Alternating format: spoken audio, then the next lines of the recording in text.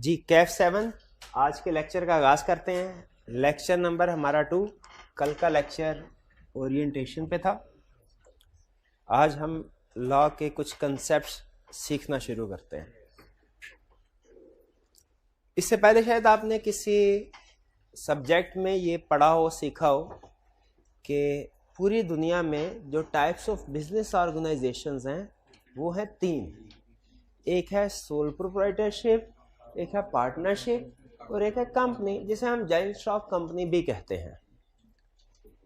आप किसी भी फॉर्म में बिजनेस स्टार्ट कर लें, चाहे सोल प्रोप्राइटर, पार्टनरशिप या कंपनी, इनके ऊपर कुछ ना कुछ लीगल रिक्वायरमेंट्स अप्लाई हो रही होती हैं। इवन हमारे घर के साथ जो करियाने वाला भी बैठा हुआ है ना, उसके ऊपर भी कुछ ना कुछ लीगल रिक्वायरमेंट्स अप्लाई होती हैं। आपने देखा होगा समटाइम्स उसने रेट लिस्ट को डिस्प्ले किया होता है, ठीक है। इसके अलावा कुछ और भी रिक्वायरमेंट्स होती हैं कि आप किसी रेजिडेंशियल प्रॉपर्टी पे कमर्शियल एक्टिविटीज़ नहीं कर सकते। कमर्शियल एक्टिविटीज़ करने के लिए आपको अलग से लैंड डेवलपमेंट अथॉरिटी वगैरह से अप्रूवल लेनी पड़ती है। तो कोई भी टाइप ऑफ बिजनेस ऑर्गेनाइजेशंस हो, उनके ऊपर लॉज एप्लीकेबल होंगे। हमारा कैफ 4 इससे पहले एक सब्जेक्ट है जिसमें हम लॉज पढ़ते हैं। वो भी लॉज ऐसे हैं जो बिजनेस ऑर्गेनाइजेशन पे अप्लाई होते हैं, लेकिन वो वाले लॉज हैं जो कि सोल प्रोप्राइटरशिप और पार्टनरशिप पे अप्लाई होते हैं नॉर्मली। लेकिन कैफ 7 में जो हम लॉज पढ़ने जा रहे हैं, ये वो लॉज हैं जो कि कंपनी पे अप्लाई होते हैं, company form of business organization है। इसलिए शायद आप इससे पहले सोल प्रोप्राइटर या partnership form of business organization से तो फेमिलियर हों, लेकिन शायद कंपनी के साथ इतने फेमिलियर नहीं होंगे कि कंपनी क्या है, इसका स्ट्रक्चर क्या होता है, ये कैसे ऑपरेट करती है, ठीक है। तो इसीलिए हम अपने सबसे पहले लेक्चर में जो पहला चैप्टर स्टार्ट करने जा रहे हैं, उसमें हम ये सीखेंगे कि एक company form of business organization है क्या। अगर आप इसका स्ट्रक्चर समझ गए ना, तो फिर इससे रिलेटेड जो लॉज है वो भी आपके लिए समझना बहुत आसान हो जाएगा। इवन आज ही के लेक्चर में कुछ ऐसे कैरेक्टरिस्टिक्स हैं जिनको आगे चल के हमने डिटेल में स्टडी करना है, और अगर आप बेसिक कंसेप्ट अंडरस्टैंड कर लेते हैं तो इसका मतलब आप इस काबिल हो जाएंगे कि आगे चल के आप उनको आसानी के साथ समझ सकें। तो आज की क्लास का असल मकसद जो है वो आपको company form of business organization के साथ फेमिलियर करवाना है, company form of business organization के साथ। लेकिन नई चीज सीखने के लिए एक बेहतर अप्रोच ये होती है कि आपके पास ऑलरेडी जो प्रीवियस नॉलेज है उसकी बेस पे आप नई चीजें सीखें, तो इससे थोड़ी आसानी हो जाती है। तो हम कंपनी के कैरेक्टरिस्टिक्स सीखने जा रहे हैं, कंपनी के फीचर्स सीखने जा रहे हैं, लेकिन हम कैसे सीखेंगे, इनको कंपेयर करते जाएंगे सोल प्रोप्राइटरशिप और पार्टनरशिप के साथ। क्योंकि सोल प्रोप्राइटर और पार्टनरशिप ऐसी फॉर्म ऑफ बिजनेस ऑर्गेनाइजेशन है जो आपने डेली लाइफ में ऑब्जर्व भी की होंगी और जो आपने शायद अपने सब्जेक्ट्स में भी कहीं ना कहीं पढ़ी हो, शायद लॉ में, शायद अकाउंटिंग में भी समटाइम वो सोल प्रोप्राइटरशिप और पार्टनरशिप के भी कुछ क्वेश्चंस होते हैं, मे बी आपने किए हो।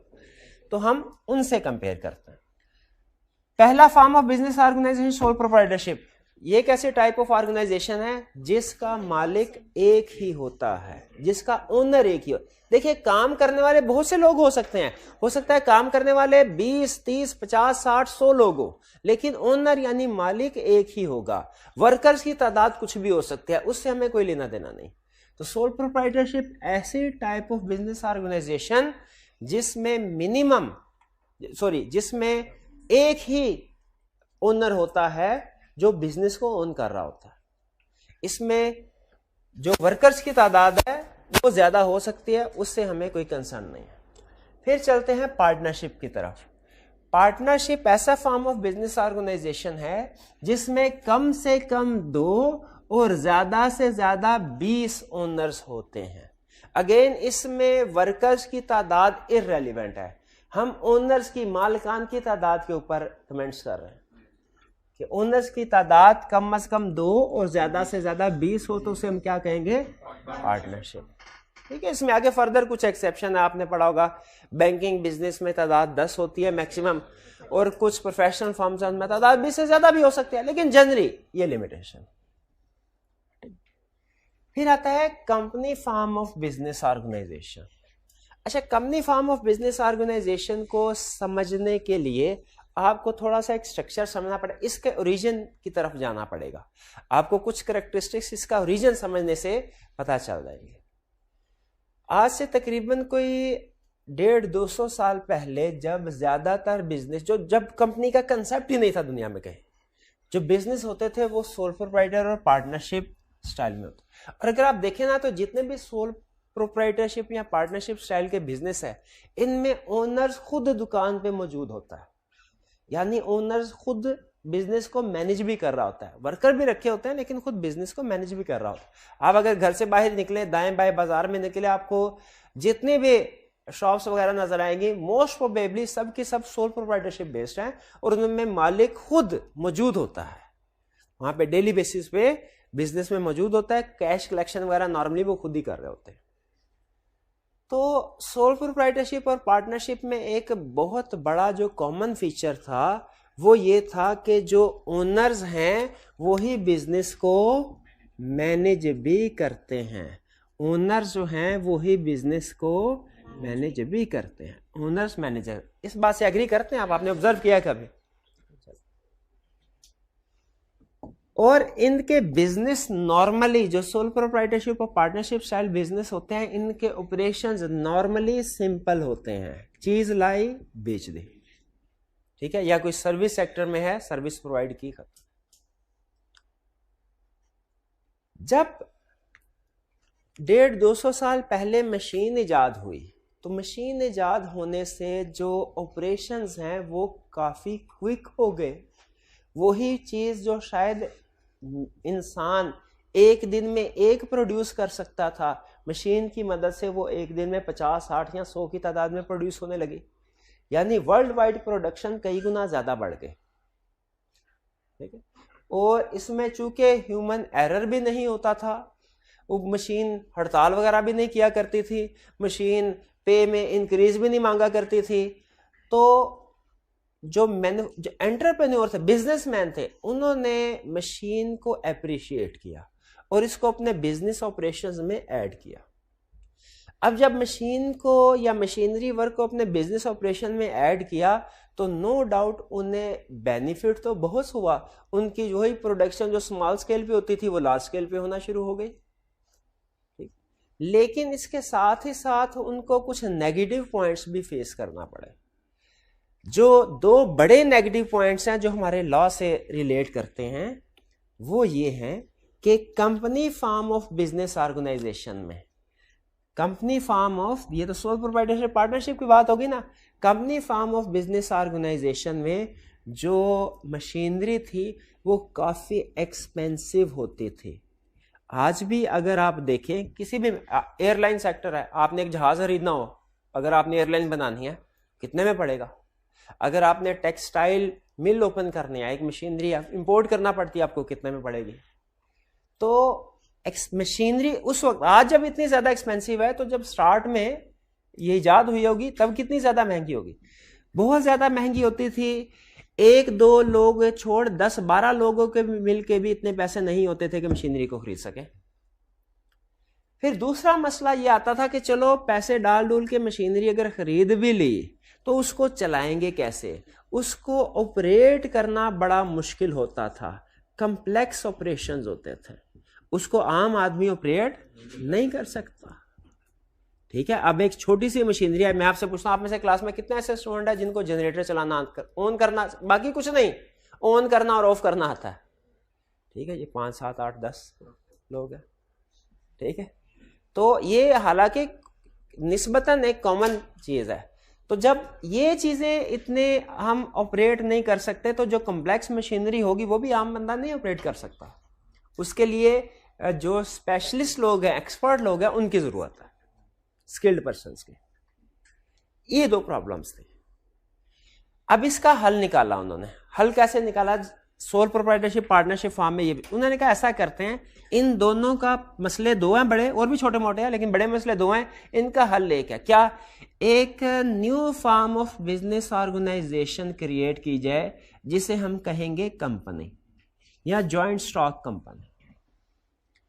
इसने पैसों का मसला कैसे हल किया? इसने कहा सर सोल प्रोप्राइटरशिप में ओनर एक होता है, पार्टनरशिप में ओनर मैक्सिमम 20 है, हम मैक्सिमम ओनर्स की तादाद को अनलिमिटेड कर देते हैं, कोई लिमिट रखते ही नहीं है। Company form of business organization ऐसी फॉर्म ऑफ बिजनेस ऑर्गेनाइजेशन होगी जिसमें ओनर्स की तादाद अनलिमिटेड है, आप जितने मर्जी पैसा इकट्ठा कर, लोगों को इकट्ठा करके पैसा इकट्ठा करना चाहें कर सकते हैं। एक्सपेंसिव वाला मसला हल हो गया।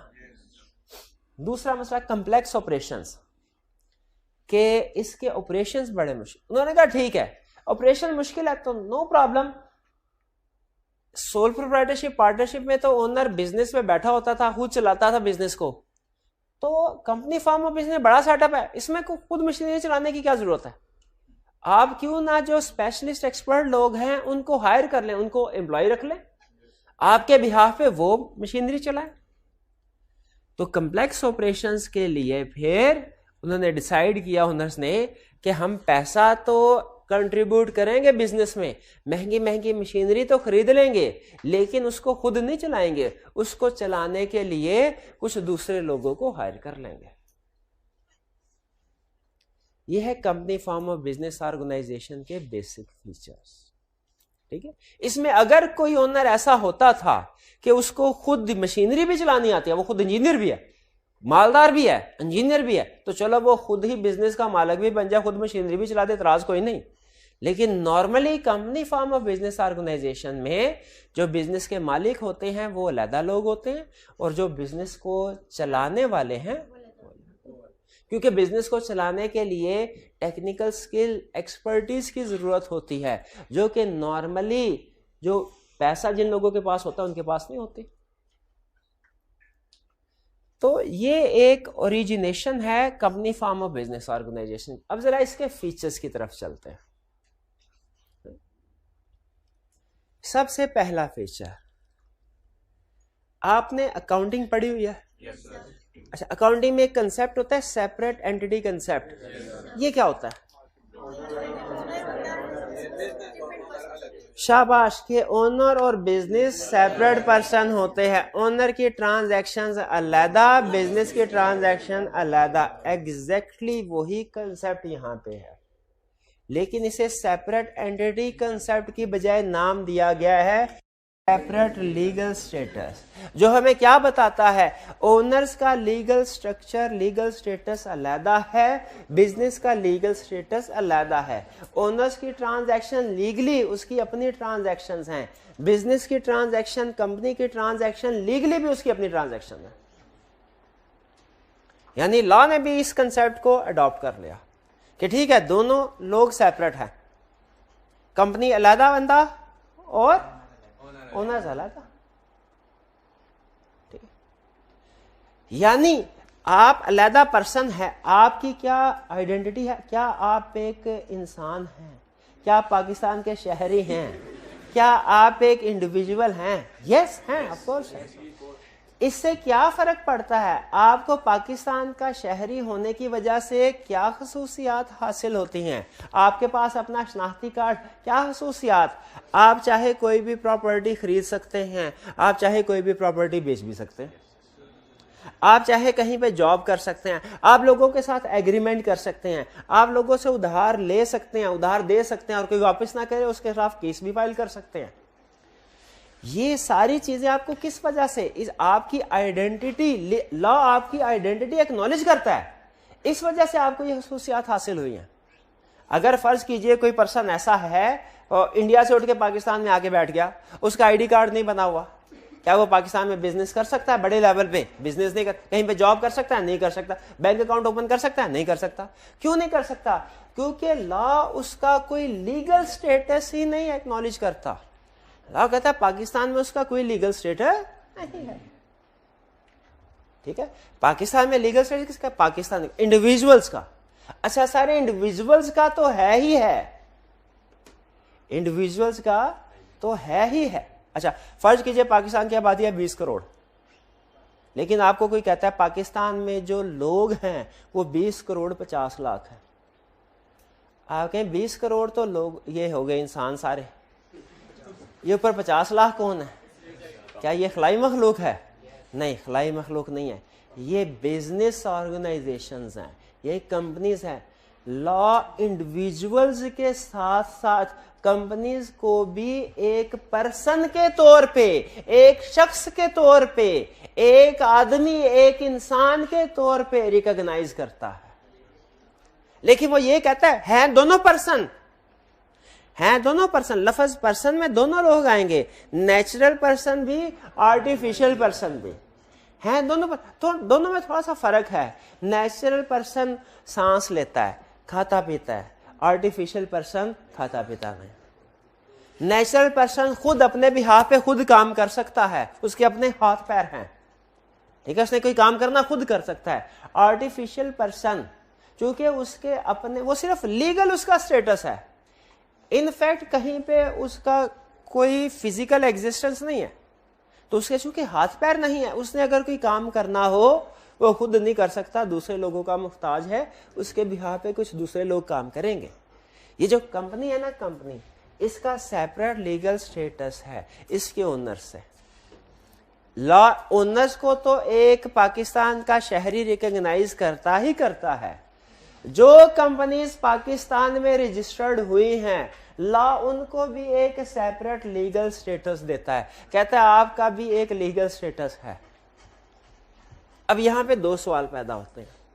पहला सवाल तो ये कि सेपरेट लीगल स्टेटस है, लीगल स्टेटस का मतलब क्या है और सेपरेट होने का मतलब क्या है?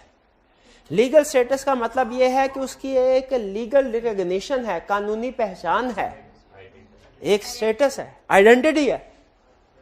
अगर वो कंपनी चाहे, देखिए एक है फैसल, एक है फैसल लिमिटेड। फैसल लिमिटेड एक कंपनी है, फैसल एक नेचुरल पर्सन है। फैसल अगर चाहे तो कोई प्रॉपर्टी खरीद सकता है, यस। फैसल लिमिटेड कंपनी है, फैसल लिमिटेड अगर चाहे कोई प्रॉपर्टी खरीद सकती है, यस, क्योंकि उसका सेपरेट लीगल स्टेटस है, उसका लीगल स्टेटस है, उसका लीगल स्टेटस है। कोई गैर कानूनी तौर पे इंडिया से बंदा पाकिस्तान आ जाए, क्या वो पाकिस्तान की प्रॉपर्टी खरीद सकता है? नहीं, क्यों? उसका लीगल स्टेटस नहीं है। अगर आपका लीगल स्टेटस है, आप एसेट्स को ओन कर सकते हो। एसेट्स को ओन करने का मतलब क्या है? खरीद सकते हो, खरीद सकते हो, खरीद सकते हो, अपने नाम पे रजिस्टर करवा सकते हो, खरीद के अपने नाम पे रजिस्टर करवा सकते हो। अब जो प्रॉपर्टी खरीदी जाएगी वो फैसल लिमिटेड कंपनी ने खरीदी, वो किसके नाम पे होगी? बस फैसल लिमिटेड कंपनी के नाम पे, वो फैसल के नाम पे नहीं होगी। अगर लीगल स्टेटस है कंपनी का तो कंपनी एसेट्स को खुद ओन कर सकती है। अच्छा, अगर एसेट उसके हैं तो लायबिलिटी भी उसकी नहीं होगी। अब मुझे बताइए, अगर फैसल एक नेचुरल पर्सन है और उसके साथ एक फैसल लिमिटेड है जो आर्टिफिशियल पर्सन है, एक बिल्डिंग है, वो फैसल लिमिटेड ने खरीदी, क्या फैसल लिमिटेड उसको ओन कर सकती है? कानून की किताबों में ओनर का नाम, उस प्रॉपर्टी के ओनर का नाम फैसल लिमिटेड आ सकता है? यस, आ सकता है। अच्छा, आप बताइए, जो उस प्रॉपर्टी का बिजली का बिल आएगा महीने के बाद, वो किसके नाम पे आएगा? वो भी फैसल लिमिटेड है। तो इसका मतलब है अगर एसेट फैसल लिमिटेड के हो सकते हैं तो लायबिलिटीज भी तो उसकी हो सकती है। तो फैसल लिमिटेड कंपनी अपने डेट्स के लिए भी खुद लायबल है। अब जो बिजली का बिल आएगा वो भी फैसल लिमिटेड ने देना, फैसल ने नहीं देना, चाहे फैसल ने उस कंपनी में इन्वेस्टमेंट क्यों ना की हो। लीगल स्टेटस का मतलब क्या है कि जिस भी कंपनी का लीगल स्टेटस है, लॉ ने इसको रिकॉग्नाइज किया है, वो एसेट्स को ओन भी कर सकती है, वो अपनी लायबिलिटीज के लिए भी खुद लायबल है। एसेट की खुद मालिक है, लायबिलिटीज की खुद देनदार है। एसेट्स की खुद मालिक है, लायबिलिटीज की खुद देनदार है। एसेट्स की खुद मालिक है, लायबिलिटीज की खुद दे। ये किस वजह से है? लीगल स्टेटस की वजह से। Can make contract in its own name. अगर किसी को एम्प्लॉय के तौर पे अपॉइंट करना है तो फैसल लिमिटेड के नाम से होगा,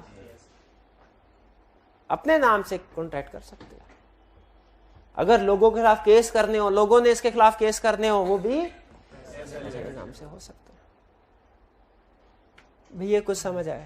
अच्छा, लीगल स्टेटस समझ आया। सेपरेट लीगल स्टेटस में इसमें लफ्ज सेपरेट से क्या मुराद है? किससे सेपरेट किया जा रहा है इसको? इसके ओनर से, इसके ओनर से। क्लासिक केस है सेपरेट लीगल स्टेटस के ऊपर, ट्रू केस। अब नाम चेंज कर रहा हूं, कुछ फैक्ट्स भी सिंप्लीफाई कर रहा हूं, आपने कंसेप्ट के ऊपर बेसिक कंसेप्ट ट्रू है। एक पर्सन है था फैसल। अब देखें कंपनी खुद ब खुद तो वजूद में नहीं आ जाती ना, उसकी जाके रेगुलेटरी अथॉरिटी के पास रजिस्ट्रेशन करवानी पड़ती है। और बिलाहिर कंपनी आर्टिफिशियल पर्सन है, खुद चल फिर नहीं सकती, उसके अपने हाथ पैर नहीं है, वो मुख्ताज एग्जिस्ट जरूर कर रही है लेकिन दूसरों की मुख्ताज है, दूसरे उसके बिहाफ पे काम करेंगे। तो फैसल लिमिटेड गया रेगुलेटरी अथॉरिटीज के पास, उनसे कहने लगा सर एक कंपनी रजिस्टर करवानी है, उस कंपनी का नाम है फैसल लिमिटेड। फैसल लिमिटेड, उन्होंने कहा ठीक है जी कर देते हैं।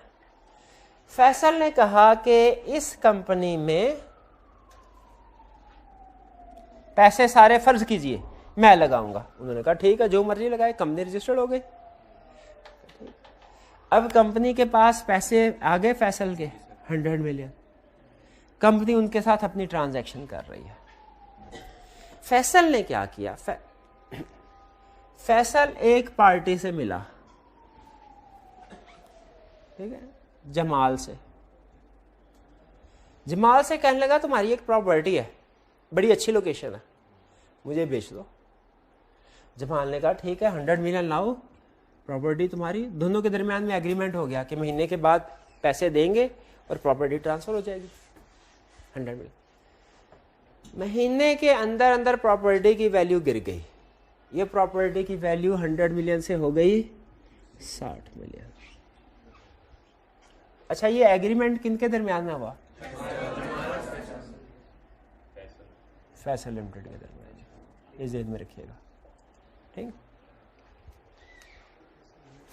फैसल ने रिफ्यूज कर दिया कि मैं ये प्रॉपर्टी बाय नहीं करूंगा, मैं ये प्रॉपर्टी बाय नहीं करूंगा। बताइए क्या अब पैसे पड़े हुए हैं, फैसल के पैसे पड़े हुए हैं यहां पे 200 मिलियन, जो उसने बिजनेस में लगाए थे, फर्ज कीजिए जितना भी 100 मिलियन 200 मिलियन।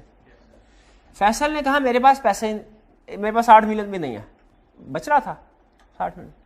जमाल ने कहा तुम्हारी कंपनी है इसमें पड़े तो हुए, और केस कर दिया कि फैसल लिमिटेड की कंपनी से पैसे लेके मुझे दिए जाएं और ये एग्रीमेंट के मुताबिक मैं प्रॉपर्टी फैसल को ट्रांसफर करूं। बताइए क्या इस ट्रांजैक्शन की पेमेंट कंपनी के खातों से होगी, क्यों नहीं होगी? ओनर का सेपरेट लीगल स्टेटस है, कंपनी का सेपरेट लीगल स्टेटस है।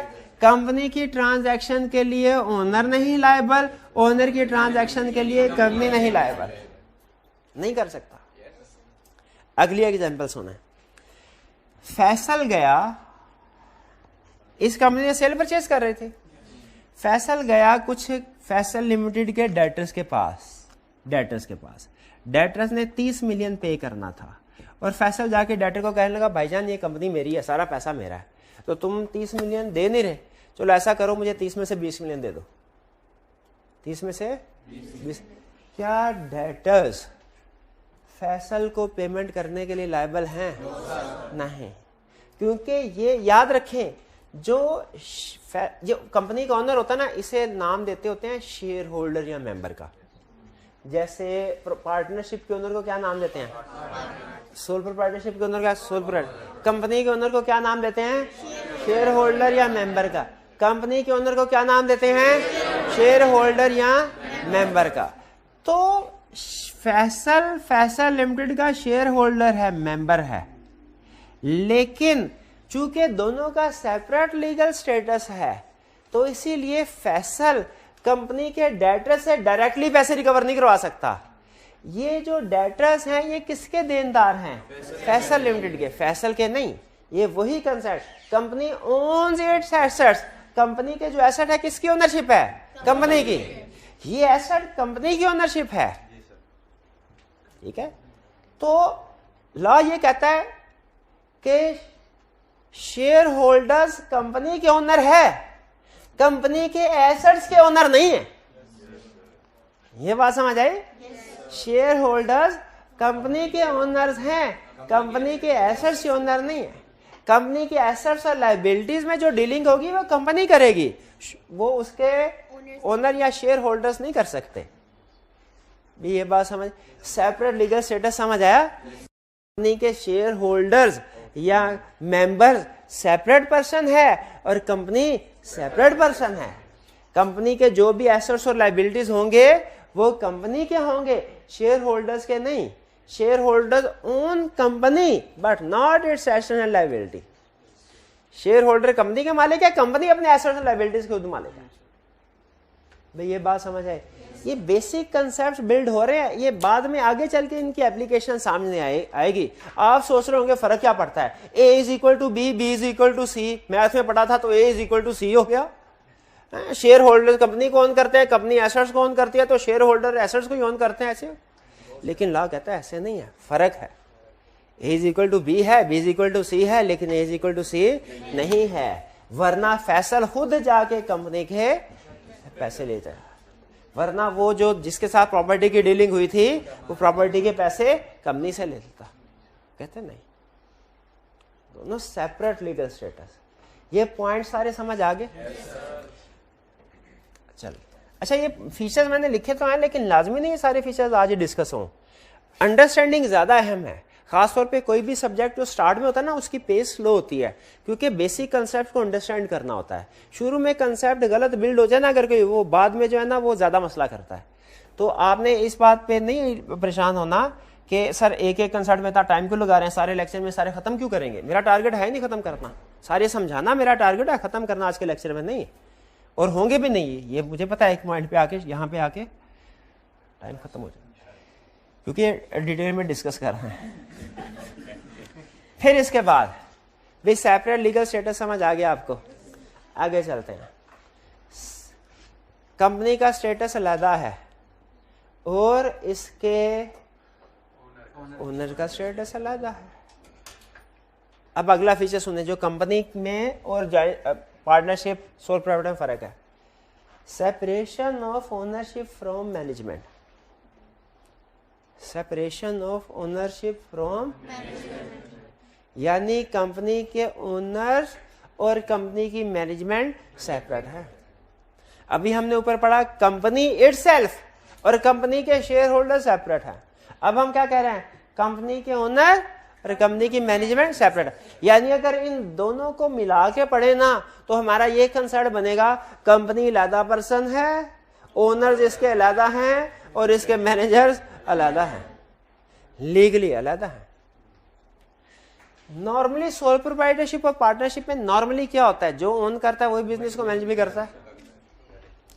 लेकिन company form of business organization में नॉर्मली बिजनेस के मालिक कुछ और लोग होते हैं और बिजनेस को रन करने वाले, चलाने वाले और लोग होते हैं। और इसकी रीजन बिल्कुल सिंपल है कि बिजनेस को चला, ऑपरेशंस कॉम्प्लेक्स है, ऑपरेशन कॉम्प्लेक्स, ठीक है। आपके पास अगर फर्ज कीजिए आप पढ़ लिख के चार्टर्ड अकाउंटेंट बन जाते हैं, आप कहें बिजनेस एजुकेशन मेरे पास है, बिजनेस चलाने के लिए मैं एक्सपर्ट हूं, लेकिन मे भी आपके पास इतने पैसे ना हो कि बिजनेस स्टैब्लिश कर सके। और जिस बंदे के पास पैसे हैं हो सकता है उसके पास इतने नॉलेज, एक्सपीरियंस, स्किल ना हो कि बिजनेस को चला सके। तो फिर बात कैसे बनेगी कि जिसके पास पैसे हैं वो अपने पैसे डालेगा और जिसके पास स्किल है वो अपने स्किल लगाएगा और फिर बिजनेस चलेगा। यानी ओनरशिप और सेपरेशन, मैनेजमेंट सेपरेशन। और नॉर्मली अगर आप देखिए ऐसा ही होता है, आप उठा के देख ले हमारे पाकिस्तान में जो बड़े बड़े ग्रुप्स हैं इनके ओनर कौन है, वो बहुत ज्यादा पढ़े लिखे नहीं है, ठीक है, वो बहुत ज्यादा पढ़े लिखे। अब ये कुछ दिन पहले वो क्लिप सा चल रहा था मलिक रियाज साहब का कि वो कह रहे हैं मैं मैट्रिक पास हूँ सिर्फ, ठीक है। तो लेकिन कंपनीज है, बिजनेस है, ठीक है। तो ऐसे लोगों के फर्क, पैसा है, पैसा है, इन्वेस्ट कर, लेकिन क्या आपके ख्याल में वो खुद जाके कंस्ट्रक्शन करते होंगे? वो तो बड़े बड़े डिसीजन करते होंगे, कंस्ट्रक्शन तो इंजीनियर करते होंगे, वो खुद कंस्ट्रक्शन करना चाहे नहीं कर सकते। तो इसीलिए याद रखें, चूंकि लार्ज स्केल पे बिजनेस करना थोड़ा मुश्किल होता है, ऑपरेशन कम्प्लेक्स होते हैं, तो नॉर्मली होता है जिन लोगों के पास पैसा होता है उनके पास स्किल नहीं है, और जिन लोगों के पास स्किल है उनके पास पैसा नहीं है। जिसके पास पैसे हैं वो जहाज खरीद सकता है, वो जहाज उड़ा नहीं सकता, और जो पायलट है जहाज उड़ा सकता है, जहाज खरीद नहीं सकता। तो बात कैसे बनेगी? जब मालिक पैसे वाला और स्किल वाला दोनों मिलेंगे। तो यहां पे फिर क्या होता है कि जो कंपनी के मालिक हैं वो कंपनी रेगुलेटर के पास जाके कंपनी बनवा लेते हैं, इनकॉर्पोरेट करवा लेते हैं, बनाने से मुराद रजिस्टर करवा लेते हैं, उसमें इन्वेस्टमेंट भी कर देते हैं, मशीनरी भी खरीद लेते हैं, लेकिन उसको चलाने के लिए उन्हें कुछ दूसरे लोगों की जरूरत पड़ती है, जिन्हें हम कहते हैं मैनेजर्स, या लॉ की आम जबान में कहते हैं मैनेजर, और लॉ की लैंग्वेज में कहते हैं डायरेक्टर्स। शाबाश, डायरेक्टर्स। तो separation of ownership from management का मतलब क्या है कि जो शेयर होल्डर्स हैं वो सेपरेट होते हैं और जो डायरेक्टर्स हैं वो सेपरेट है। शेयर होल्डर्स नॉर्मली सेपरेट हैं, डायरेक्टर्स सेपरेट। शेयर होल्डर्स कौन है? जो बिजनेस के मालिक हैं। डायरेक्टर्स कौन है? जो बिजनेस को चलाते हैं। तो separation of ownership from management का मतलब क्या है? Share holder separate, directors separate, share holder separate, directors separate, share holder separate, directors separate. ये है separation of ownership from management. लेकिन यहां पे एक चीज जहन में रखिएगा, मैंने कहा नॉर्मली शेयर होल्डर्स और डायरेक्टर्स सेपरेट होते हैं, नॉर्मल, हमेशा नहीं। बाज़ औक़ात कुछ ऐसे लोग भी होते हैं, ठीक है, वाले साहब भी एमबीबीएस क्वालिफाइड डॉक्टर थे, खुद भी डॉक्टर हैं, और वाले साहब ने भी पैसे अच्छे खासे कमाए, खुद भी कमाए, अब खुद का अस्पताल भी खड़ा कर सकते हैं, उनमें टेक्निकल स्किल भी है, ऑपरेशन भी कर सकते हैं मरीजों का और अस्पताल भी खड़ा करते हैं। ऐसे लोग फिर पॉसिबल है कि वो शेयर होल्डर भी हों और वो डायरेक्टर्स भी हों, लेकिन ऐसा बहुत कम होता है। होता जरूर है, आगे हमारे सिलेबस में आएगा भी, इसलिए मैं भी यहाँ पे बता, ये ना बाद में कहीं सर पहले गलत पढ़ाया था कि अब गलत पढ़ा रहे हैं, ठीक है, पहले भी सही पढ़ाया, उस वक्त भी सही पढ़ाओ, कि नॉर्मली सेपरेट होते हैं, हमेशा नहीं, कभी कभार इकट्ठे भी हो सकते हैं।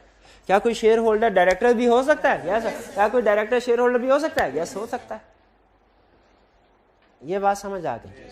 अच्छा, एक और, अब आपको नेचुरल पर्सन और आर्टिफिशियल पर्सन में फर्क समझ आ गया?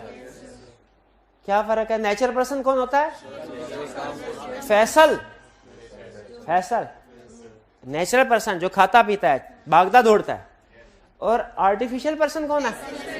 फैसल लिमिटेड कंपनी, जिसकी कहीं पे एग्जिस्टेंस नहीं है, जो आपको कहीं फिजिकली नहीं नजर आएगी, लेकिन कानून की किताबों में, ऑफिशियल डॉक्यूमेंट्स में उसकी एग्जिस्टेंस होती है, उसकी एग्जिस्टेंस होती है। उसे क्या कहते हैं? आर्टिफिशियल पर्सन, ठीक है। अच्छा, अब एक छोटा सा टेक्निकल कंसेप्ट आ गया है, मैंने कहा चले अगर समझ आ जाए तो अच्छी बात, ना समझ आए तो कोई मसला नहीं, फेंक दीजिएगा इसको, नो प्रॉब्लम। जो कंपनी का मालिक चलाने वाला है, जिसने चलाना है, उसका नेचुरल पर्सन होना जरूरी है। एक कंपनी के डायरेक्टर सारे के सारे नेचुरल पर्सन होने जरूरी हैं, लेकिन जो कंपनी के मालिक हैं वो नेचुरल भी हो सकते हैं, आर्टिफिशियल भी हो सकते हैं। अब एग्जाम लेवल के 2 क्वेश्चन पूछूं, अगर समझ आ गया तो, नहीं समझ आई तो कोई बात नहीं, इग्नोर कर, कोई फर्क नहीं पड़ेगा, लेकिन अगर समझ आ गई तो समझ लीजिए आई कैप की केस स्टडी के 2 नंबर आपने सॉल्व कर लिया। Faisal limited wants to appoint Faisal as its director, कर सकते हैं कि नहीं? Faisal limited wants to appoint Jamil limited as its director, क्यों नहीं कर सकते? डायरेक्टर के लिए नेचुरल पर्सन होना जरूरी, आर्टिफिशियल डायरेक्टर अपॉइंट नहीं। शाबाश। अब अगली मिसाल सुने, Faisal wants to buy shares of Faisal limited. Faisal limited, Jamal limited wants to become share holder of Faisal limited, बिल्कुल ये भी हो सकता है। तो ये ज़हन में रखिएगा, शेयर होल्डर नेचुरल पर्सन भी हो सकता है, आर्टिफिशियल भी हो सकता है, डायरेक्टर्स नेचुरल पर्सन होगा, ठीक है। प्रैक्टिकली बहुत सी ऐसी कंपनीज हैं, हो सकता है प्रैक्टिस में जाए तो आपको पता चले नेशनल बैंक ऑफ पाकिस्तान के पास बैंक ऑफ पंजाब के शेयर्स हैं, तो बैंक ऑफ पंजाब के शेयर होल्डर्स में एक दूसरी company national bank of Pakistan का नाम आ रहा होगा, लेकिन जब आप बैंक ऑफ पंजाब के डायरेक्टर्स की लिस्ट पढ़ेंगे ना, उसमें हमेशा कोई ना कोई नेचुरल पर्सन ही होंगे, नेचुरल पर्सन ही होंगे। वो नेचुरल पर्सन मेल भी हो सकते हैं, वो नेचुरल पर्सन फीमेल भी हो सकते हैं, लेकिन होंगे नेचुरल पर्सन, आर्टिफिशियल पर्सन नहीं होंगे कोई। भाई separation of ownership from management वाला पॉइंट समझ आया? अक्सर होती है लेकिन कभी नहीं भी होती। ठीक, आगे चलते हैं। नेक्स्ट है शेयर कैपिटल। ओह, अगर ये कंसेप्ट आज आपने समझा शेयर कैपिटल का, तो बस और कुछ भी समझने की जरूरत नहीं है आज, अगर शेयर कैपिटल का कंसेप्ट समझ लिया। एक होता है कैपिटल, एक होता है शेयर कैपिटल, दोनों में फर्क है। आपने अकाउंटिंग के क्वेश्चंस किए, उनमें क्या होता था? कैपिटल होता था। सोल पर IFRS 15, इसका मतलब है आपने FR1 पढ़ी हुई है, FR1 पढ़ी हुई है। अच्छा, मैं समझा इंट्रो पढ़ के आए हुए हैं, फिर तो बड़ी आसानी हो गई। चले मैं अज्यूम करता हूं आपने FR1 नहीं पढ़ी हुई।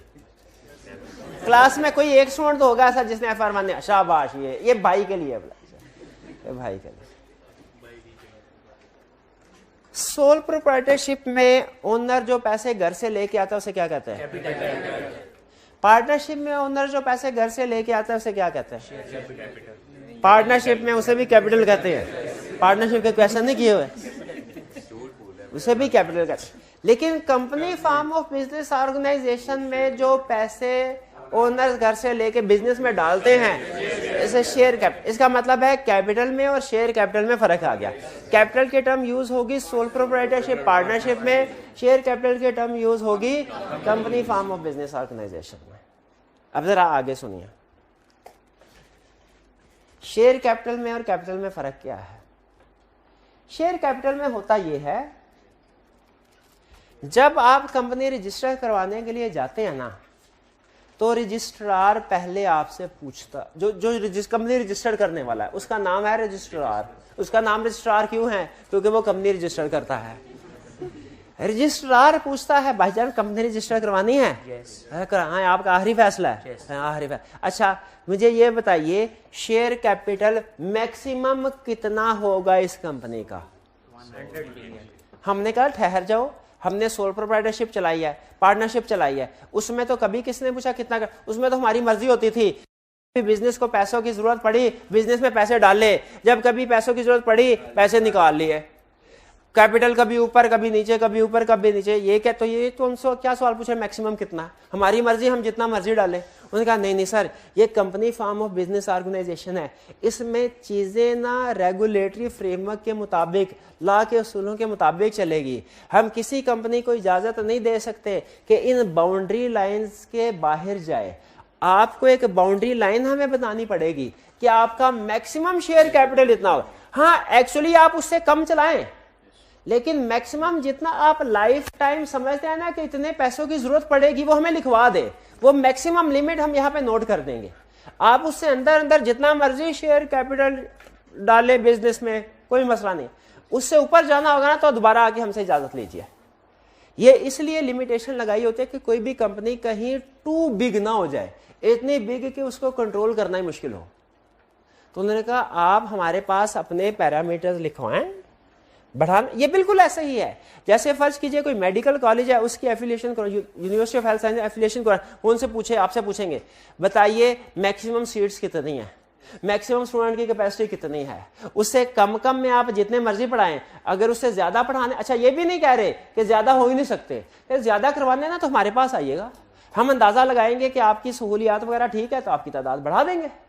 तो उसी तरह कंपनी को कहा कि तुम सबसे पहले हमें मैक्सिमम बताओ। इन भाईजान ने कहा जी मेरा ख्याल है हमें मैक्सिमम 10 करोड़ रुपए की इन्वेस्टमेंट होगी इसमें, लेकिन वो तो होगी थोड़ी सी 1 साल बाद, थोड़ी सी 2 साल बाद, थोड़ी सी 5 साल बाद, थोड़ी सी 10 साल में जाके 10 करोड़ होगी। अभी तो शायद हम 1 करोड़ से ही बिजनेस शुरू करें।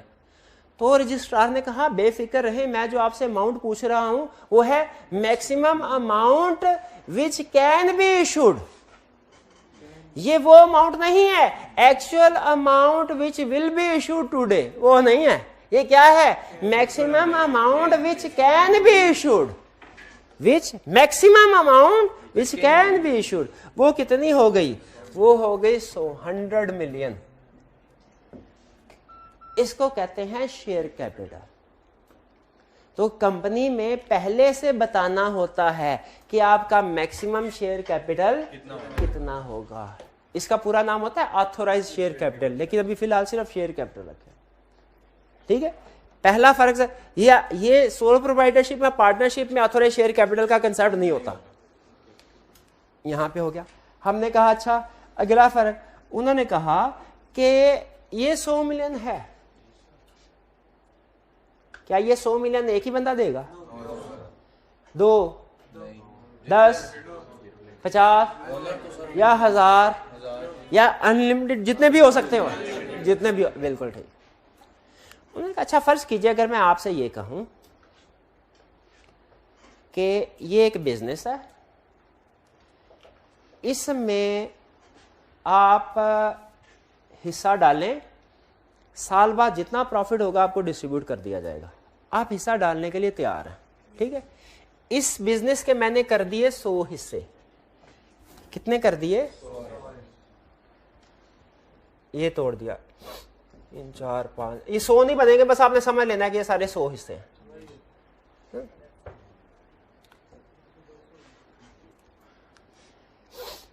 एक हिस्से की कीमत है 1 मिलियन। इन्होंने कहा सर मैं हिस्सा खरीदना चाहता हूं। मैंने कहा कितने? इन्होंने कहा 1। मैं इनसे 1 मिलियन लूंगा, एक हिस्सा काट के इनको दे दिया, ये हिस्सा निकल गया। इन्होंने कहा सर मुझे 2 हिस्से दीजिए 2 मिलियन। मैंने कहा अच्छा अब इनको एक ही हिस्सा दूं, उसके ऊपर 2 मिलियन लिख दूं कि इनको 2 हिस्से दूं? 2 हिस्से, क्योंकि पूरा बिजनेस की जो वैल्यू है उसको छोटे छोटे हिस्सों में डिवाइड कर दिया है। और ये बेसिकली प्रिंटेड होते हैं, यहाँ पे तो आपको खाली नजर प्रिंटेड होते हैं, इसके ऊपर कंपनी का नाम लिखा होता है, वैल्यू लिखी होती है और सारी दूसरी चीजें लिखी होती हैं। मैंने 2 इनको दे दिए। अब ये भाईजान ने कहा सर मुझे 5 हिस्से चाहिए। तो मैं क्या कर रहा हूं? 5 जिसको। अच्छा इसको ये जो अमाउंट है मुझे ये बताइए, बिजनेस पॉइंट ऑफ व्यू से बताना है। ये जो हिस्सा है इसकी वैल्यू 1 मिलियन होना ज्यादा बेहतर है कि ₹10 होना ज्यादा बेहतर है? जितनी छोटी हो उतना क्यों भला? शाबाश, ताकि ज्यादा इन्वेस्टर को अट्रैक्ट किया जा सके। याद रखें हमारे पाकिस्तान में बड़ा इन्वेस्टर नहीं है, छोटे इन्वेस्टर बहुत ज्यादा हैं। अगर मैं इसकी वैल्यू 1 मिलियन रखूंगा ना तो शायद आप में से कोई 4-5 स्टूडेंट इसको बाय कर सके। लेकिन अगर मैं 100 मिलियन टोटल शेयर कैपिटल, एक ऑप्शन मेरे पास है क्या? 100 million total share capital divided into, ये टोटल शेयर कैपिटल है ना। एक ऑप्शन है 100 शेयर, ये पहले मेरे वाली एग्जांपल लीजिएगा, नीचे वाली 100 शेयर्स ऑफ ₹1 मिलियन ईच। मुझे बताइए इस पूरे बिजनेस के 100 हिस्से करके हर एक की 1 मिलियन वैल्यू दूं, फिर ज्यादा इन्वेस्टर मेरे पास आएगा। ये भी 100 मिलियन बन जाएगा, ये भी 100 मिलियन बन जाएगा। समझ आ रही है? या कि मैं इस बिजनेस के 10 मिलियन हिस्से करूं, शेयर मीन हिस्सा, पार्ट 10 मिलियन हिस्से करूं, 10 का, वो भी 100 मिलियन ही कैपिटल बनेगा टोटल, और फिर बेचूं। बताइए कैसे इन्वेस्टर? ऊपर वाली ऑप्शन ए, नीचे वाली ऑप्शन बी। Option A. इसमें अगर किसी के पास इवन 10 रुपए भी है ना, वो भी कंपनी का शेयर होल्डर बन सकता है, कंपनी में इन्वेस्टमेंट कर सकता है। इसलिए प्रैक्टिकली आप देखेंगे कि कंपनीज का जो टोटल शेयर कैपिटल है ना वो समटाइम 1000 मिलियन होगा, हो सकता है, लेकिन जब आप उसके एक शेयर की वैल्यू देखेंगे ना वो 10 रुपए होगी, या कभी 50 या कभी 100 भी हो जाती है। किस वजह से है? ताकि छोटा इन्वेस्टर भी इन्वेस्ट। कंपनी को तो इससे मसला ना पैसे आने चाहिए, वो पैसे 10 बंदों की तरफ से आए, 1000 बंदों की तरफ से आए, उन्हें क्या, एक दफा आ गए बैंक में तो ठीक है। तो ये जो होता है ना, ये स्ट्रक्चर है, इसको कहते हैं कैपिटल स्ट्रक्चर, कि आपने जो टोटल शेयर कैपिटल रजिस्टर करवाया रजिस्ट्रार के पास, उसको स्मॉलर पार्ट्स में सब डिवाइड करते हैं। उसको क्या करते हैं, स्मॉलर पार्ट्स में सब डिवाइड करते हैं। वो स्मॉलर पार्ट्स आपकी अपनी मर्जी होती है, 100 मिलियन है, चाहे 10 रुपए का स्मॉलर पार्ट बना लें, चाहे 100 का बना लें, चाहे 50 का बना लें, वो आपकी अपनी मर्जी है, ठीक है। तो इस टोटल अमाउंट को कहते हैं शेयर कैपिटल, और ये जो स्मॉलर पार्ट्स होते हैं इन्हें क्या कहते हैं, इन्हें कहते हैं शेयर्स, और ये ऑलरेडी प्रिंटेड होते हैं। और एक कंपनी का प्लस पॉइंट बताऊं, शेयर का प्लस पॉइंट बताऊं, आपने फर्ज कीजिए कहीं पे सोल प्रोप्राइटर है, मैं आपसे पूछता हूं आप मालिक है, क्या सबूत है आपके पास आप मालिक है? नहीं, अगर सोल प्रोप्राइटरशिप है, अगर पार्टनरशिप है, क्या सबूत? कोई नहीं। ज्यादा से ज्यादा एक पार्टनरशिप एग्रीमेंट होता है, लेकिन वो नॉर्मली कॉन्फिडेंशियल होता है उन लोगों को। और अगर आप पार्टनरशिप में से पार्टनर बेचना चाहे अपना इंटरेस्ट, तो आपको पता होगा, आपने पढ़ा होगा, दूसरे पार्टनर की मर्जी के बगैर नहीं बेच सकते, बाउंड होते हैं। लेकिन कंपनी फॉर्म ऑफ बिजनेस में अगर आप किसी कंपनी के मालिक हैं, आपके पास सबूत होता है। वो क्या सबूत होता है? ये प्री प्रिंटेड शेयर, छोटे छोटे। ये जैसे आपके पास 100 का नोट होगा ना, 100 का नोट होगा, इसी तरह के होते हैं, मिलते, यानी इंफॉर्मेशन इसी तरह की होती है। नोट की तक कागज के ऊपर छपा होता है, कंपनी का नाम होता है, अमाउंट होती है, और दूसरी टर्म्स एंड कंडीशन। आपके पास वो कंपनी इशू करती है आपको, उसे कहते हैं शेयर, ठीक है। उसे क्या कहते हैं? शेयर। भाई शेयर का कंसेप्ट समझ आया? शेयर कैपिटल का कंसेप्ट समझ आया? अच्छा, अगर लॉ में जो शेयर की डेफिनेशन लिखी है मैं आपको बताऊं, आप हंसेंगे तो नहीं। लॉ क्या कहता है, शेयर क्या है, सुनिएगा जरा। अच्छा, हंस चाहे ले, लेकिन आप इसमें से गलती नहीं निकाल सकेंगे।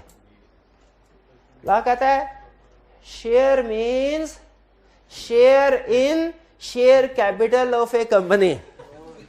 Share means share in share capital of A company. बताइए समझ आती है?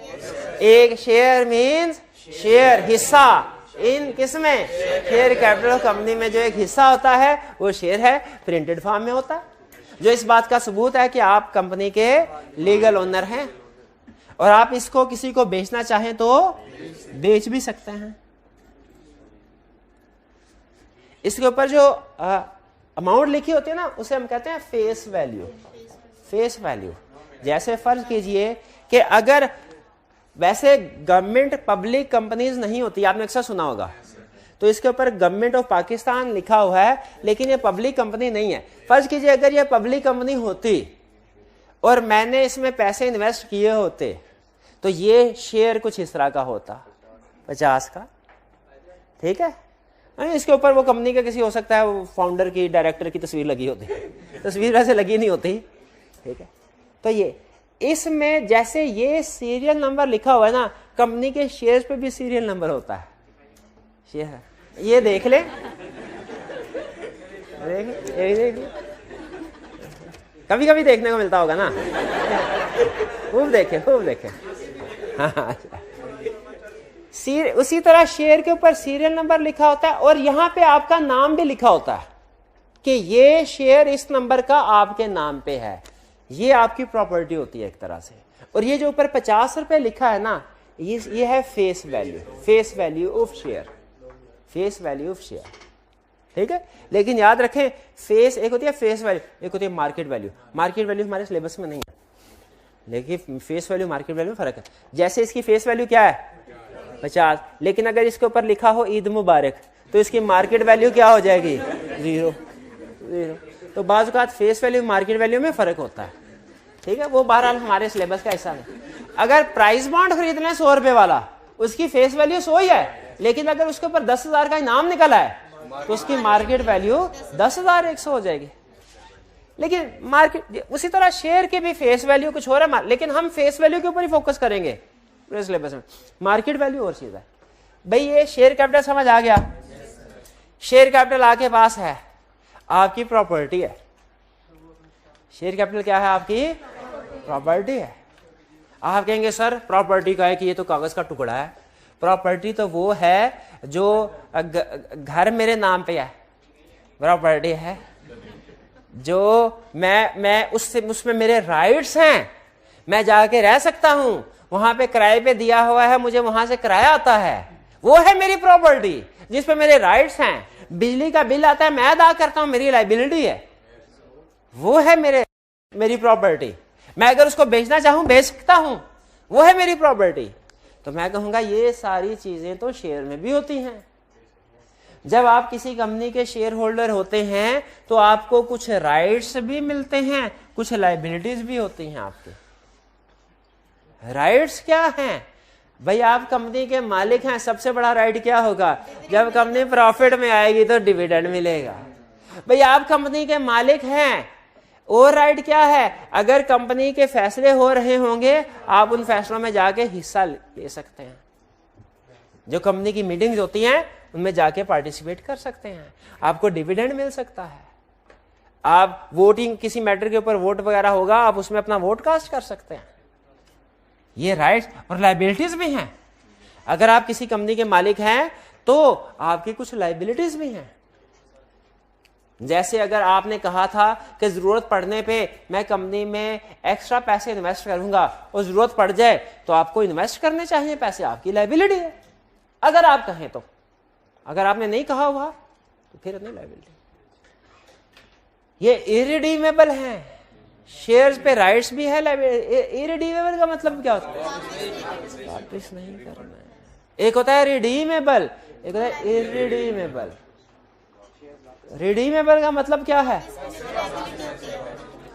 कंपनी ने शेयर होल्डर्स को शेयर इशू किए, 2 दिन बाद इनको पसंद नहीं आए, ये वापस करने के लिए आ गए, तो कंपनी ने बड़ा बड़ा लिखा होगा वापसी की सहूलत नहीं है, शेयर्स आर इरिडीमेबल, वापस नहीं हो सकते।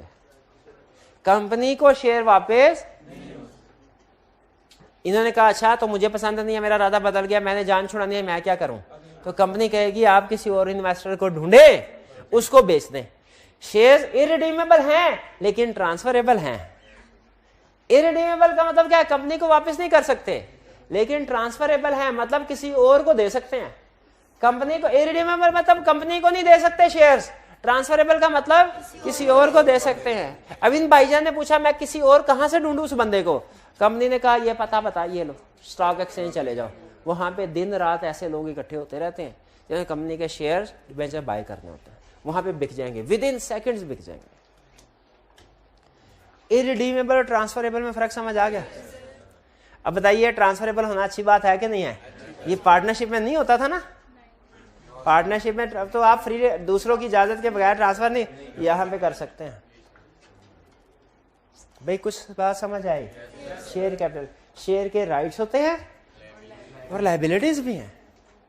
एक लफ्ज बोला जाता है share is a form of property, share एक प्रॉपर्टी की तरह है। जिस तरह आप दूसरी प्रॉपर्टी बिल्डिंग वगैरह उस पे आपके कुछ राइट्स अगर आपके नाम पे हो, आपके राइट्स हैं, लायबिलिटीज हैं, उसी तरह शेयर भी अगर आपके नाम पे हैं, आपके कुछ राइट्स हैं, आपकी लायबिलिटी, आप कंपनी के मालिक हैं, आप कंपनी के मुनाफे के हिस्सेदार हैं। आप जाके कह सकते हैं हाँ मैं भी हूं नेस्ले का मालिक, क्यों? मेरे पास नेस्ले का एक शेयर है, एक शेयर है। नहीं, मालिक हैं आप, बिल्कुल है, इसको दुनिया का कोई बंदा ना नहीं कर सकता। ठीक है। अच्छा, कंपनी के अंदर जब अकाउंटिंग में क्वेश्चन करते थे ना आप सोल प्रोप्राइटरशिप, तो सिंपल लिखते थे कैपिटल 100 मिलियन।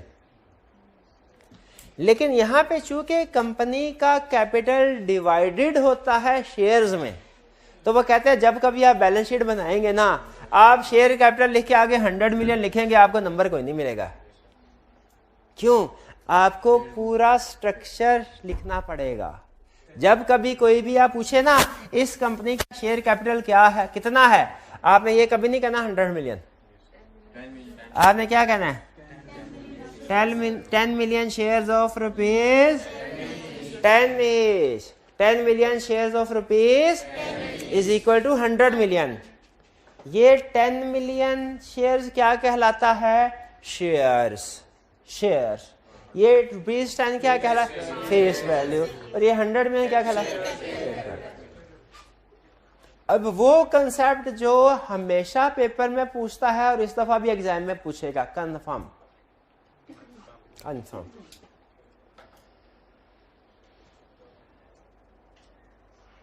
चलें, आप इतने बड़े बड़े चार्टर्ड अकाउंटेंट बैठे हैं, एक छोटे से सवाल, 2-3 सवाल पूछ लूं आपसे. ये एक कंपनी है, आप इस कंपनी में इन्वेस्ट करना चाहते हैं, ठीक? आपने इस कंपनी के 1 मिलियन शेयर खरीदा. आपकी शेयर होल्डिंग कितने % है? कितने %? 1 मिलियन शेयर खरीदे, 2 मिलियन शेयर खरीदे, 3 मिलियन शेयर खरीदे, 4 मिलियन शेयर खरीदे, 5 मिलियन शेयर कैपिटल खरीदा. हाँ, ये है वो पॉइंट जिस पे आई कैब आपको फंसाएगा. कभी आई कैब बताएगा, सुनने, ये 3 चीजें हैं ना, कभी आपको बताएगा नंबर ऑफ शेयर जितने हैं, शेयर फेस वैल्यू इतनी है, शेयर कैपिटल कैलकुलेट करें, शेयर कैपिटल कैलकुलेट करें, कभी ये कहेगा. कभी कहेगा शेयर कैपिटल इतना है, फेस वैल्यू इतनी है, शेयर बताइए. जैसे अगर आपके पास क्वेश्चन में वो इस तरह की इंफॉर्मेशन दे के कहेगा ए के पास 5 मिलियन शेयर्स हैं और बी के पास 5 मिलियन शेयर कैपिटल है, दोनों में से किसके पास ज्यादा राइट्स हैं? आप कहेंगे दोनों एक बराबर हैं, दोनों के पास 5 मिलियन है. फिर एग्जामिनर कमेंट्स में कहेगा भाई एक के पास 5 मिलियन शेयर्स थे जो कि 10 फेस वैल्यू के बाद 50 मिलियन बन जाते हैं, इसके पास 50% राइट्स थे, और जिसके पास 5 मिलियन शेयर कैपिटल है वो 5% उसके पास 5% राइट्स थे. तो ये शेयर कैपिटल में और शेयर्स में घुमाएगा, लाजमी घुमाएगा जब तक आप घूमते रहेंगे, और अभी तक स्टूडेंट घूम रहे हैं, ठीक है. जब आप इसके ऊपर काबू पालेंगे फिर वो कोई नया तरीका वारदात सोचेगा, लेकिन जब तक आप इसके ऊपर ये गलतियां करते रहेंगे वो इसी में आपको टेस्ट करता जाएगा. फिर शेयर्स वाली बात समझ आ गई. चलिए, अब मेरा ख्याल है यहां तक. हाँ, कोई जल्दी नहीं है हमें, आपको बताया था ना हमारा सिलेबस बड़ी मुश्किल से कब खत्म होगा? 30 जुलाई को बड़ी मुश्किल से खत्म होगा. क्यों भला? अगर रूटीन के मुताबिक चलें तो ये 15 जुलाई को ही खत्म हो जाए, लेकिन हमने 15 जुलाई को नहीं खत्म करना, इसको खींचना है और बड़ी मुश्किल से कहां तक लेके जाना है? 30 जुलाई तक. भाई ये समझ आ गई चीजें. चलिए, अब आपने घर जाके जो चीज समझाई है ना वही पढ़नी है लर्निंग ऑब्जेक्टिव 1 में. आज आपने घर जाके लर्निंग ऑब्जेक्टिव 1 में रीडिंग कर, लेकिन जो चीज नहीं पढ़ाई ना उसको देखना भी नहीं. शुरू में एक आधी कोई डेफिनेशन है, कंपनी का मतलब क्या है, वो देखना भी नहीं है. सिर्फ डायरेक्ट फीचर्स के ऊपर जाएं, फीचर्स पढ़ें, समझ आ जाए तो बेहतरीन. क्वेश्चन कोई नहीं करना, होम असाइनमेंट आपकी आज की कोई नहीं है. क्लियर? कोई क्वेश्चन पूछना चाहते हो तो पूछ ले जी. 1 बाय 1.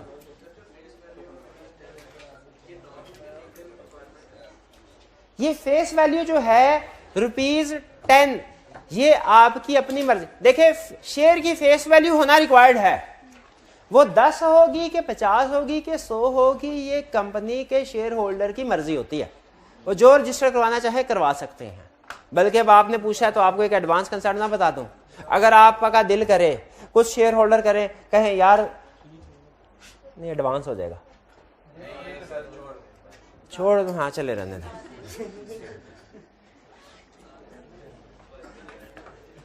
कुछ कहें 10 रुपए वाला शेयर बनवाना है, कुछ कहें नहीं 50 वाला बनवाना है. दोनों भी बनवा सकते हैं. कंपनी के शेयर कैपिटल का कुछ हिस्सा 10 रुपए का शेयर होगा और कुछ हिस्सा 50 रुपए का होगा. नहीं समझ आई ना बात? इसलिए कहा था मुश्किल है, नहीं समझ आने. नहीं समझ आई ना? कहा छोटे दफा करे गोली मारे. सिर्फ ये जिसमें 10 मिलियन शेयर ऑफ ₹10 ईच. ठीक है जी, ये हमारी मर्जी, हम चाहे 10 कर ले, चाहे 50 कर ले, चाहे 100 कर ले. और की क्वेश्चन?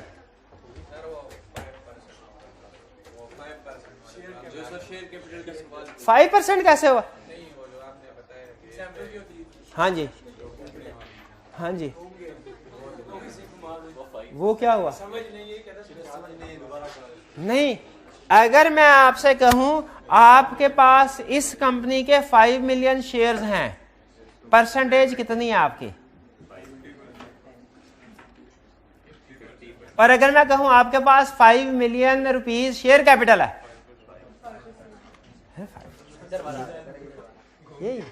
ये हाजा, ये शेयर कैपिटल, ये हाजा शेयर, शेयर। हाँ, नहीं समझ आई कि नहीं है? मेहरबानी। और कोई क्वेश्चन? जी जी, एक डॉक्ट्राइन ऑफ कॉर्पोरेट पर्सनालिटी, ये कल पढ़ेंगे, ये कल पढ़ेंगे, मुश्किल सा लफ्ज़ है, कल पढ़ेंगे। जी जी। आपने कहा कि कंपनी जो लायबल है फॉर इट्स टैक्स, फिर आपने कहा कि शेयर होल्डर्स भी लायबल होते हैं अपने टैक्स के लिए। अगर कोई हो, हाँ हाँ हाँ, बिल्कुल ठीक। अगर कोई हो, बाज़ औक़ात पता है क्या होता है, नहीं छोड़ दें, ये कल डिस्कस करूँगा पॉइंट। बिल्कुल उनका क्वेश्चन ये था कि आपने कहा कंपनी अपने एसेट लायबिलिटी की खुद लायबल है, ठीक है, लेकिन बाज़ औक़ात शेयर होल्डर पता क्या होते हैं? कुछ शेयर होल्डर होते हैं गरीब, वो कहता है हमारे पास ना 10 रुपए भी नहीं है, तो कंपनी उनसे कह सकती है अच्छा चलो 6 रुपए अभी दे दो, 4 बाद में दे देना।